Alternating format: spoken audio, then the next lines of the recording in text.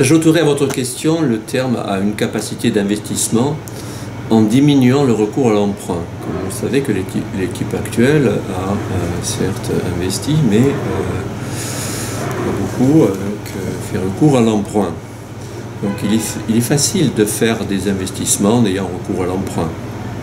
Parce que vous savez très bien que les emprunts d'aujourd'hui, ce sera les impôts de demain que vous allez payer, vous les jeunes. Hein. Donc nous, on a l'intention de faire plus, mais avec moins. Parce que, je vais expliquer, il n'est pas nécessaire souvent de dépenser plus, mais plutôt de mieux dépenser. De mieux dépenser par rapport aux besoins donc, des services publics. Donc en investissement, la municipalité socialiste actuelle, donc elle a augmenté, comme je le disais tout à l'heure, la dette de la ville. Bergerac paie actuellement par habitant 1354 €, alors que la moyenne nationale est de 1066 € par habitant, ville de même catégorie.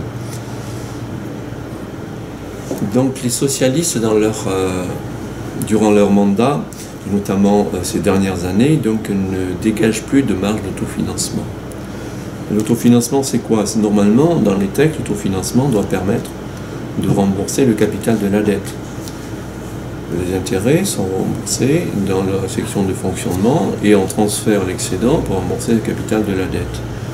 À un moment donné, si vous n'arrivez plus à transférer et faire assez d'économies, vous allez être en cessation de fonctionnement d'une collectivité et la mise sous tutelle. Hein. Donc les moyens d'action pour retrouver la capacité d'investissement, c'est de 3 ordres tout simplement. On a vu au niveau des recettes, on s'engage à ne pas augmenter la fiscalité, trop important, trop de fiscalité, endettement important, ce qui permet de redonner donc, le souffle au budget après un audit financier. Donc nous serons attentifs au coût du fonctionnement des services et de leur financement. Et là, j'ai un doute par rapport à la gestion socialiste. Je ne sais pas s'ils ont bien pris la mesure du coût de fonctionnement de certains investissements qu'ils ont fait. Parce qu'en moyenne, un investissement que l'on fait dans le fonctionnement va coûter entre 12 et 15% de son montant d'investissement. Alors là aussi, il faut être très vigilant lorsqu'on investit, bien prévoir donc, les fonds nécessaires donc, au fonctionnement donc, de cet investissement. Donc on faudra réduire les dépenses de fonctionnement par la suppression des doublons entre la ville et la CAB.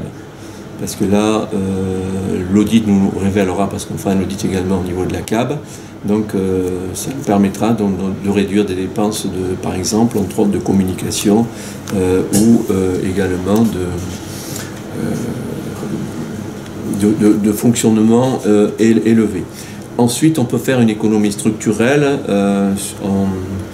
en améliorant, par exemple, la politique d'achat et en réévaluant donc l'efficacité des dépenses. Donc le plus gros, si vous voulez, se fera sur la réduction des dépenses et avec une meilleure qualité du service public, c'est-à-dire en faire plus avec moins.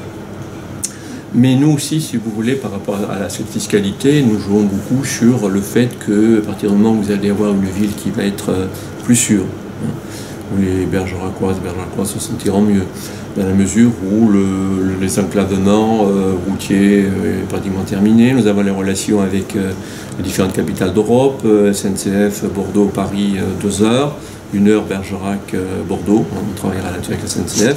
Et c'est vrai que ça la permettra effectivement une ville plus sûre, une fiscalité donc stabilisée, voire réduite. Cela permettra effectivement de faire revenir des habitants d'autres villes à Bergerac et également l'implantation d'entreprises. Je vous remercie.